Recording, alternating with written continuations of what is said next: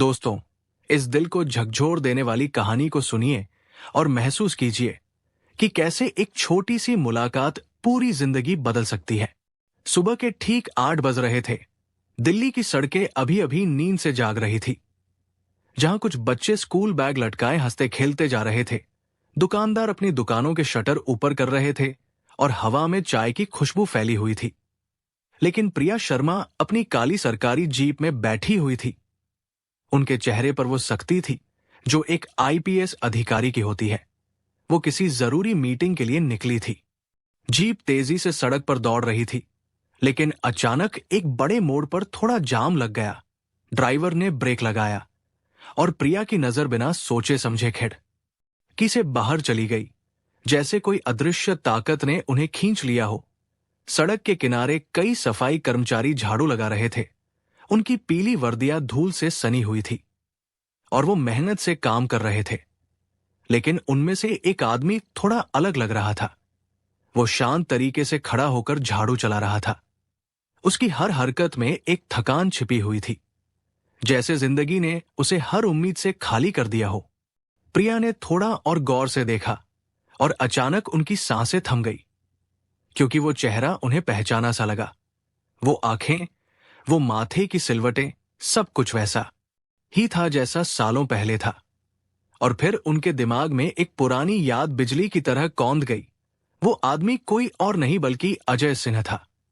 वही अजय जिसे उन्होंने कभी अपना पति कहा था, जिसके साथ उन्होंने 7 साल की शादी गुजारी थी, लेकिन महत्वाकांक्षा और बहसों के चलते तलाक लेकर अलग हो गई थी। और आज वो दिल्ली की व्यस्त सड़क पर झाड़ू लगा रहा था, जैसे उसकी जिंदगी में कोई सपना बाकी न बचा हो। प्रिया का दिल इतनी जोर से धड़का कि लगा जैसे छाती फट जाएगी। उन्हें लगा कि कोई उनके सीने पर भारी बोझ रख गया हो। वो उसे पुकारना चाहती थी, लेकिन आवाज गले में ही अटक गई। उन्होंने ड्राइवर से कांपती हुई आवाज में कहा कि 2 मिनट रुको, मैं अभी आती हूं।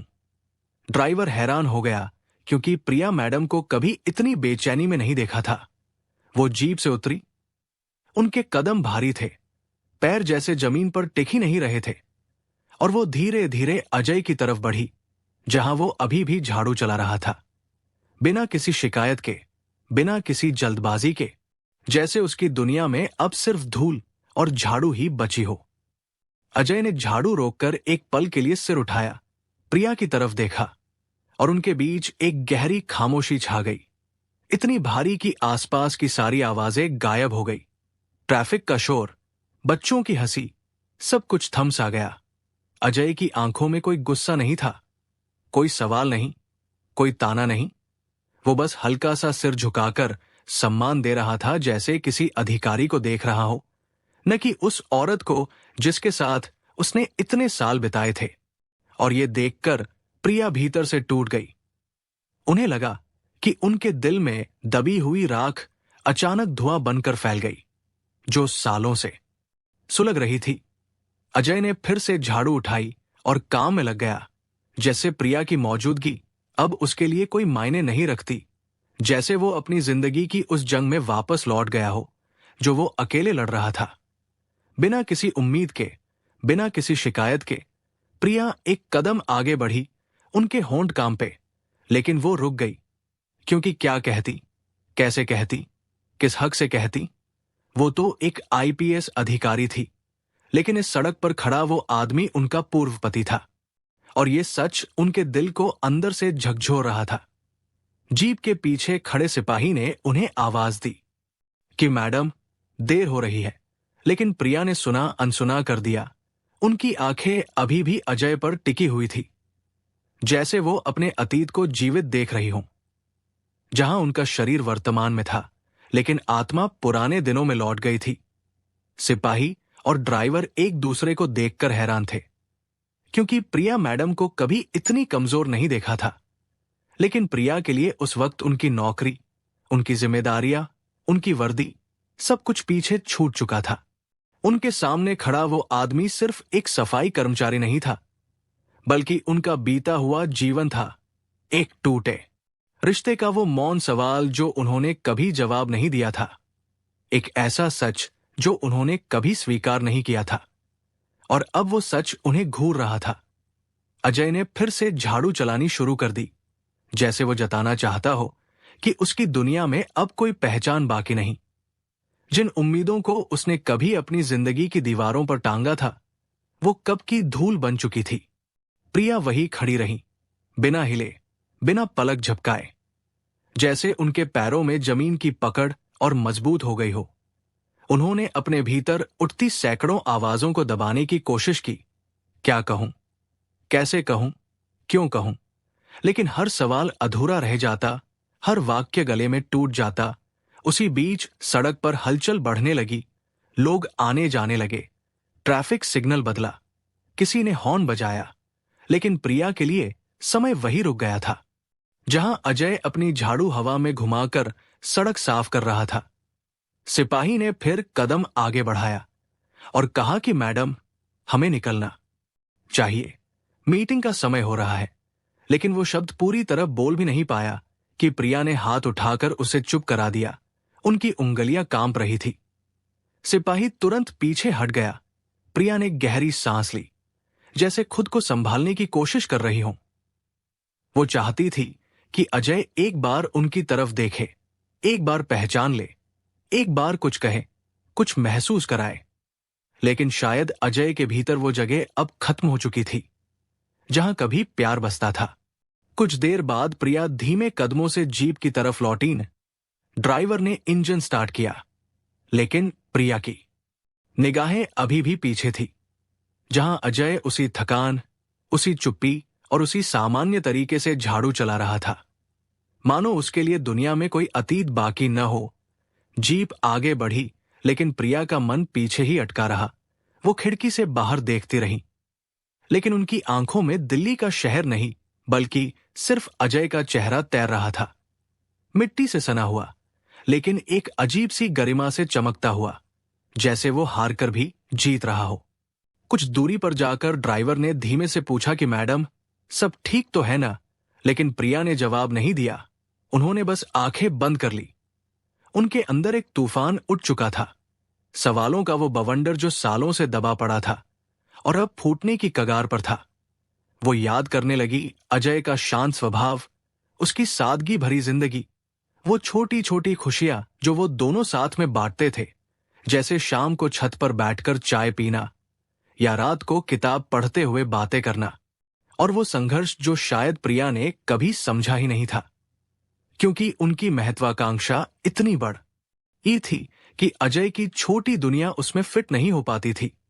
उनका तलाक, अदालत की वो आखिरी सुनवाई जहां अजय ने एक शब्द नहीं कहा था, बस चुपचाप सब सह लिया था, और प्रिया का वो कठोर फैसला जो उन्हें लगा सही था, लेकिन आज वो फैसला उन्हें काट रहा था।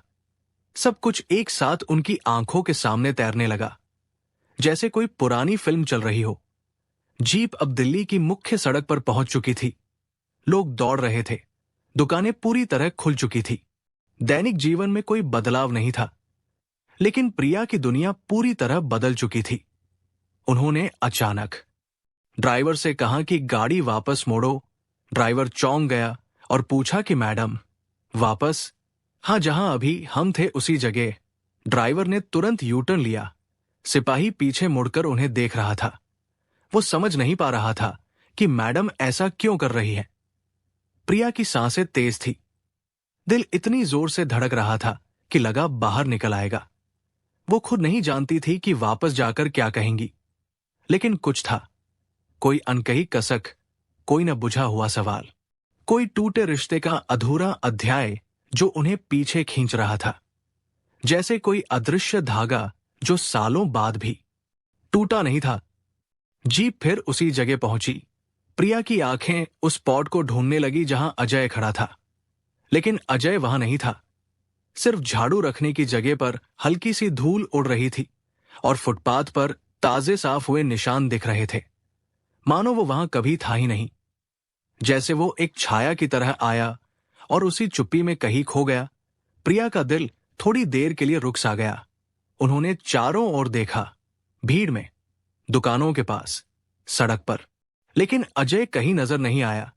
उनके होठों से धीमे टूटे हुए स्वर में निकला अजय। लेकिन जवाब सिर्फ हवा ने दिया, जो बिना कोई निशान छोड़े बह रही थी। प्रिया वही खड़ी रह गई, अपनी वर्दी की सख्ती के बीच अपने अतीत की सबसे नरम चोट सहते हुए। कुछ पल तक वो सिर्फ हवा को देखती रही, जो उसी दिशा में बह रही थी जिधर अजय गया होगा। लेकिन हवा भी कोई निशान नहीं छोड़ती, और अजय की जिंदगी भी अब वैसा ही एक रास्ता बन चुकी थी, जहां उसका कोई पता, कोई पहचान या कोई प्रतीक्षा बाकी नहीं थी। सिपाही ने धीरे से कहा कि मैडम चलें, लेकिन प्रिया को लगा जैसे उसके शब्द बहुत दूर से आ रहे हों, जैसे वो किसी और दुनिया में खड़ी हो जहां लोगों की आवाजें, गाड़ियों का शोर, दुकानों की बातचीत सब धुंधला पड़ गया हो। प्रिया ने खुद को संभालने की कोशिश की। उन्होंने गहरी सांस ली, लेकिन वो सांस भीतर जाकर थरथरा गई, जैसे कोई पुरानी लौ हिल रही हो। उन्होंने जीप की ओर कदम बढ़ाए, लेकिन उनका दिल अभी भी वही अटका था जहां अजय झाड़ू चला रहा था। जीप में बैठते हुए उनके हाथ थोड़े कांप रहे थे। ड्राइवर ने धीमे से गाड़ी आगे बढ़ाई, लेकिन प्रिया की निगाहें अब बाहर नहीं थी। वो भीतर बहुत गहराई में डूबी हुई थी। अब तक वो सिर्फ देख चुकी थी, लेकिन अब महसूस करना शुरू हो चुका था। उन्होंने अपनी उंगलियों को कसकर पकड़ लिया, जैसे खुद को रोक रही हों। अतीत की एक एक परत खुलने लगी। अजय का शांत चेहरा, उसकी सरल हंसी, वो कमरे का कोना जहां वो चुपचाप किताबें पढ़ता था, वो स्टील का ग्लास जिसमें वो हर सुबह चाय पीता था, उनकी बहसें, प्रिया की महत्वाकांक्षा, उनके सपने, उनके फैसले, और फिर वो आखिरी दिन जब उन्होंने बिना पीछे देखे अजय को छोड़ दिया था। उन्हें लगा कि वो सब कुछ एक क्षण के लिए सामने खड़ा है। उनकी गलती, उनका अहंकार, उनका फैसला और उसका दर्दनाक परिणाम। गाड़ी अब दिल्ली के भीड़ भाड़ वाले हिस्से में थी, लेकिन प्रिया की आंखें सिर्फ शून्य देख रही थी। ड्राइवर ने आखिर साहस जुटाकर पूछा कि मैडम, क्या हम मुख्यालय चलें या कहीं और? प्रिया ने धीरे से कहा कि थाने चलो। उनकी आवाज में कमान की ताकत नहीं थी, बल्कि एक थकी हुई इंसान की कमजोर बात थी। थाने पहुंचकर सब अधिकारियों ने उन्हें सलाम किया।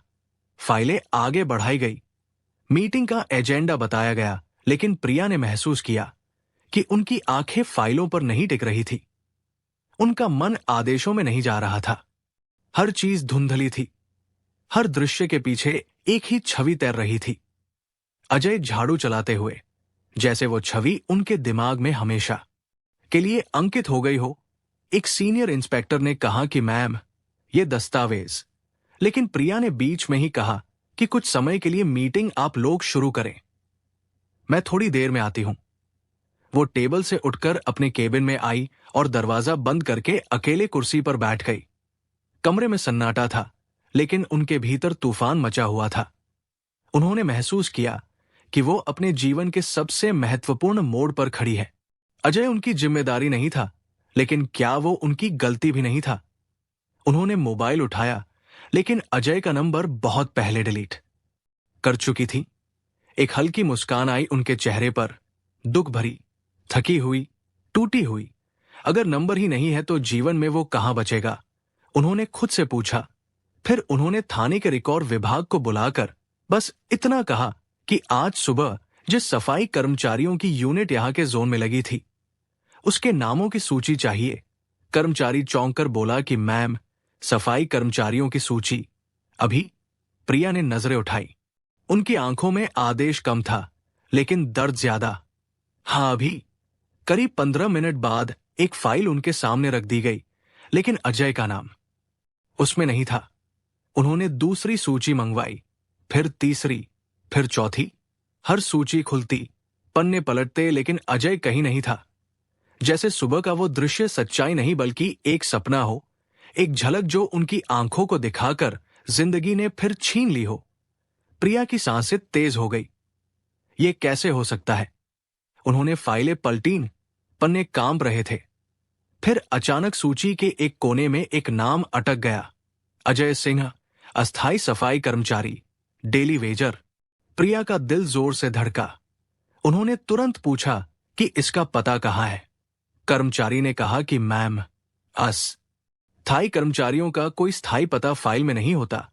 ये लोग जरूरत के हिसाब से बुलाए जाते हैं। आज आया होगा, कल कोई और आ जाएगा। प्रिया कुर्सी पर पीछे झुक गई। उनके भीतर एक अजीब सी खालीपन फैल गया, जैसे किसी ने उनके जीवन का सबसे महत्वपूर्ण हिस्सा छीनकर भीड़ में फेंक दिया हो। उसी वक्त दरवाजे पर दस्तक हुई। सिपाही खड़ा था और बोला कि मैडम, बाहर एक बुजुर्ग महिला आई है, कहती है कि एक जरूरी बात करनी है आपसे। प्रिया ने थका हुआ स्वर में पूछा कि कौन है। सिपाही बोला कि शायद किसी सफाई कर्मचारी की मां। नाम बताया सरला देवी। प्रिया के हाथ टेबल पर ठहर गए। उनका दिल धड़कना भूल गया, क्योंकि सरला देवी अजय की मां का नाम था। कुछ पल के लिए उन्होंने महसूस किया जैसे कमरे की हवा जम गई हो, जैसे फर्श पैरों के नीचे से खिसक गया हो। वो धीरे धीरे कुर्सी से उठीं। हर कदम ऐसा लग रहा था मानो वो अपने अतीत की ओर लौट रही हों, उस दरवाजे की ओर जिसे उन्होंने खुद बंद किया था और जिसे आज जीवन ने खोलने पर मजबूर कर दिया था। उन्होंने दरवाजा खोला। बाहर एक दुबलिपतली, थकी हुई महिला खड़ी थी। उम्र से ज्यादा साल ढोती हुई, साड़ी का किनारा हाथों में मरोड़ती, पैरों में घिसी हुई चप्पल और चेहरा ऐसा जैसे दर्द ने बहुत लंबे समय से वहां घर बना लिया हो। प्रिया ने धीमे से कहा कि आप सरला देवी।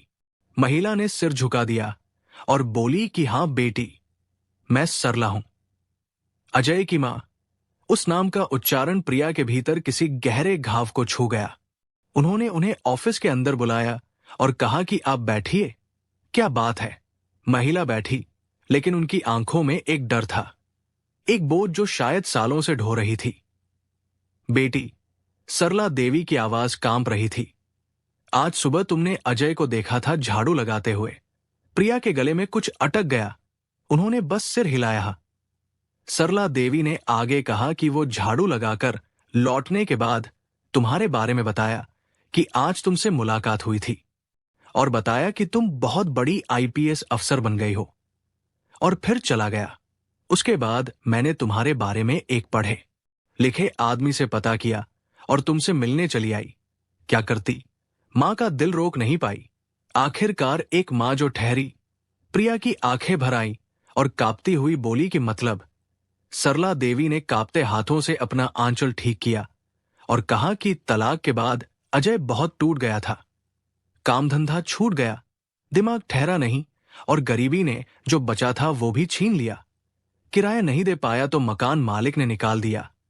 6 महीने से इधर उधर मजदूरी कर रहा है, कभी सफाई, कभी लोडिंग, कभी कुछ और। लेकिन दिल उसका बेटी, वो दिल जैसे अब कहीं नहीं टिकता। प्रिया का पूरा अस्तित्व हिल गया। उनकी सांसें भारी होने लगी। अजय, जिसे वो समझती थी कि उनकी जिंदगी से निकलकर कहीं अपनी दुनिया बना लेगा, वो इस हालत में था जैसे जिंदगी ने उसे पूरी तरह कुचल दिया हो। सरला देवी ने आगे कहा कि वो तुमसे नहीं मिलना चाहता बेटी।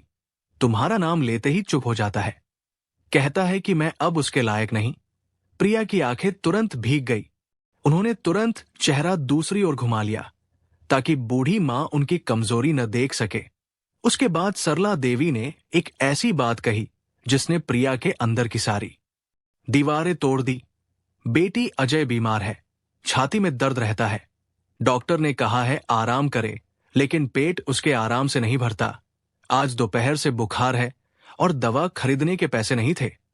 आज वो सुबह सुबह काम पर इसलिए आया क्योंकि अगर आज भी छुट्टी करता तो दिन का खाना भी नहीं मिलता। प्रिया के अंदर जैसे पूरी दुनिया एक ही पल में टूटकर गिर गई। अजय एक दिन का खाना न मिले इस डर से बीमार हालत में भी काम कर रहा था।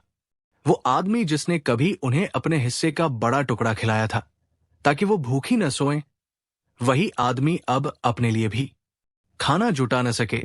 प्रिया की आंखों से आंसू बह निकले, बिना रोए, बस बहते चले गए जैसे कोई सूखा बांध अचानक टूट गया हो। उन्होंने तुरंत कहा कि वो अभी कहाँ है। सरला देवी बोली कि फुटपाथ के पीछे वाली खाली झुग्गी में जहां मजदूर रहते हैं, वही लेटा होगा। जाने से मना कर गया था। बोला, जिसने मुझे छोड़ा वो अब मुझे देखकर क्या करेगी। ये शब्द प्रिया के अंदर धंस गए जैसे कोई तेज चाकू। उन्होंने बिना एक पल खोए जीप निकाली, सरला देवी को साथ बैठाया और उस जगह की ओर निकल गई जहां अजय अपनी दुनिया के अंतिम टुकड़ों से लड़ रहा था। जैसे ही जीप उस झुग्गी इलाके में पहुंची, प्रिया उतरते समय कांप रही थी। एक आईपीएस अधिकारी जो हर दिन हजारों फैसले लेती है, आज एक ही इंसान के सामने खुद को असहाय महसूस कर रही थी। फिर उन्होंने उसे देखा, झुग्गी के अंदर एक पुरानी खाट पर लेटा हुआ अजय, जिसका शरीर बुखार से तप रहा था और सांसें भारी थी। उसने प्रिया को देखा, पहले अविश्वास, फिर बेचैनी, फिर एक गहरी चुप्पी। वो बैठने की कोशिश करने लगा, लेकिन प्रिया दौड़ती हुई उसके पास गई और बोल पड़ी कि मत उठो प्लीज, मत उठो अजय। अजय वही ठहर गया। उसकी आंखों में एक ऐसा भाव था जैसे वो समझ नहीं पा रहा कि ये सपना है या सच्चाई। प्रिया उसके पास जमीन पर घुटनों के बल बैठ गई। उनकी वर्दी मिट्टी में सन गई, लेकिन उन्हें फर्क नहीं पड़ा। उनकी आवाज टूटी हुई थी।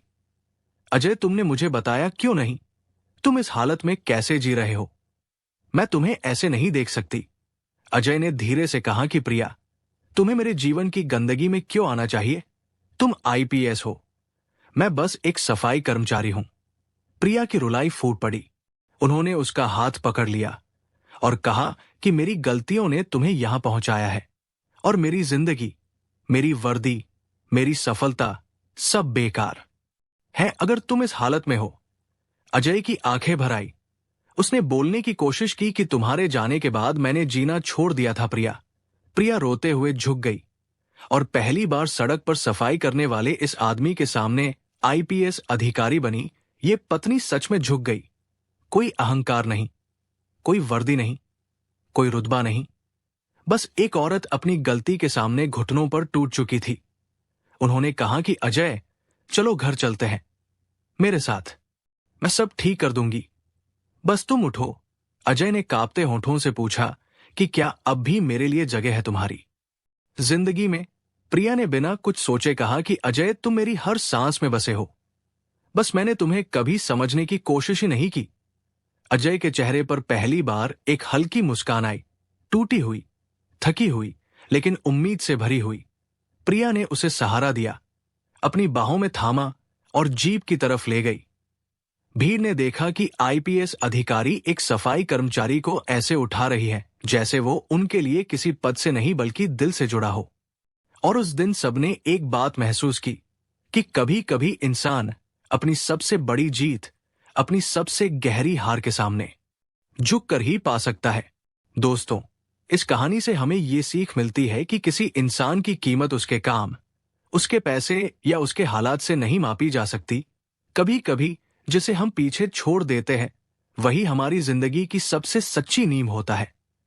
और अहंकार हमसे वो चीजें छीन लेता है जिन्हें पाने के लिए हम पूरी उम्र तरसते रहते हैं। क्या आपको लगता है कि प्रिया को अजय को अपनी जिंदगी में वापस लाना चाहिए था? क्या टूटे रिश्ते पछतावे के बाद फिर से उसी मजबूती के साथ शुरू हो सकते हैं? और क्या आपने कभी अपनी जिंदगी में ऐसा पछतावा महसूस किया है जहां आपने किसी अपने को गलतफहमी में खो दिया हो? कमेंट करके जरूर बताएं। और अगर इस कहानी ने आपके दिल को छुआ तो कमेंट में सच्चा रिश्ता कभी खत्म नहीं होता लिखकर अपना प्यार जरूर जताएं। और अगली ऐसी ही भावुक कहानी के लिए चैनल स्टोरी बाय रानी को सब्सक्राइब करना न भूलें। मिलते हैं अगली कहानी में। जय हिंद, जय भारत।